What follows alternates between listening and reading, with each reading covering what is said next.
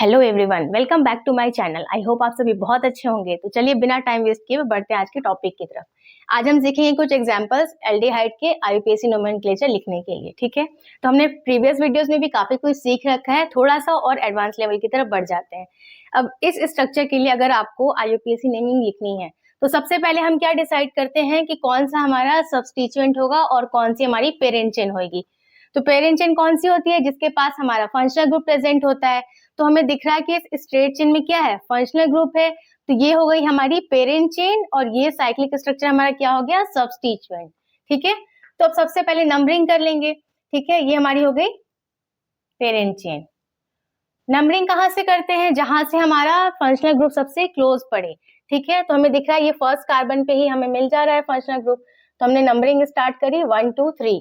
ठीक है, अब थर्ड पे सब्स्टिट्यूएंट प्रेजेंट है तो सबसे पहले उसके नाम को हमें लिखना पड़ेगा। तो हमने लिखा 3।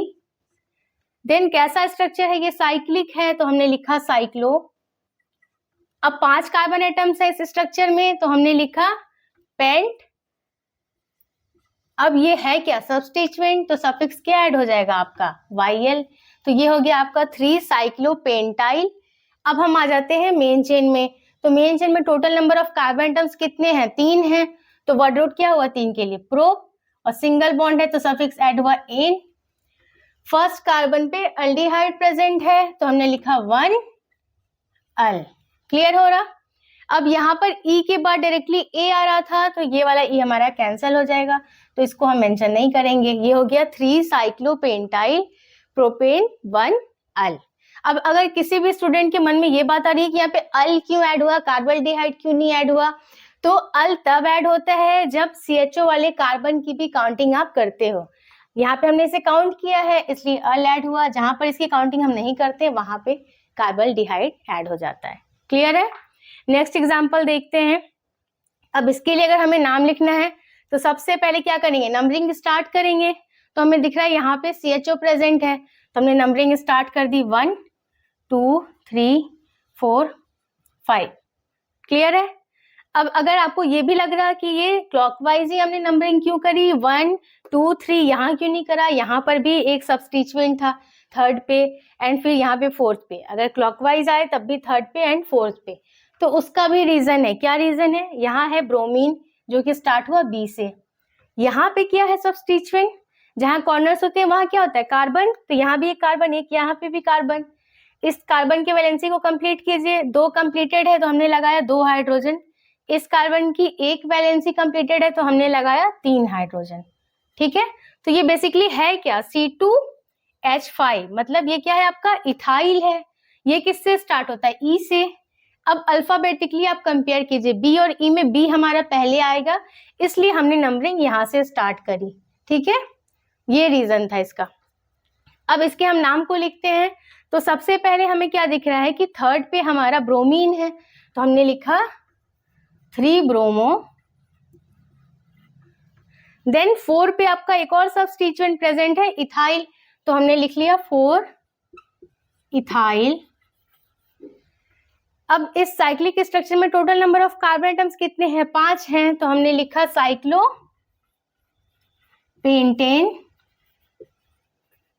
अब यहाँ पर आप देखिए, यहाँ पर रिंग से डायरेक्टली CHO अटैच हो रहा है तो हम क्या लिखते हैं जब डायरेक्टली अटैच होता है तो कार्बल्डिहाइड, तो हमने लिखा 1 कार्बल्डिहाइड। इसको अब directly 3 bromo 4 ethyl cyclopentane, then directly carbaldehyde भी लिख सकते हैं, 1 को आप छोड़ भी सकते हैं। क्लियर हो रहा? नेक्स्ट एग्जांपल देखते हैं। अब इसके लिए अगर हमें नाम लिखना है तो हमें क्या दिख रहा है, यहाँ पर भी CHO है, यहाँ पर भी CHO है और यहाँ पर भी CHO है। ठीक है, तो अब कंफ्यूजन क्या क्रिएट हो रहा है हमारे दिमाग में कि हमारी मेन चेन कौन सी हो जाएगी और सब्स्टिट्यूएंट कौन सा होएगा। तो थोड़ा सा आप सोच के बताइए कौन सी मेन चेन बनेगी। रिंग हमारा मेन चेन हो जाएगा क्योंकि इसके पास 2 एल्डिहाइड है, जबकि जो सब्स्टिट्यूएंट है इसके पास एक ही एल्डिहाइड ग्रुप है। ठीक है, 2 है इसलिए ये हमारा हो गया मेन चेन और ये सब्स्टिट्यूएंट। क्लियर हो रहा? अब इसके नाम को लिखना है तो नंबरिंग स्टार्ट करते हैं हम 1 2 3 4 5 6। ठीक है, अब 2 पे हमारा क्या है, इसका क्या नाम हो जाएगा, CH2CHO। मैंने पहले भी बताया हुआ है कि जब एज अ सब्स्टिट्यूएंट कहीं पे अल्डिहाइड जुड़ा होता है CHO, तो उसका नाम क्या होता है, फॉर्माइल, उसको हम लिखते हैं फॉर्माइल।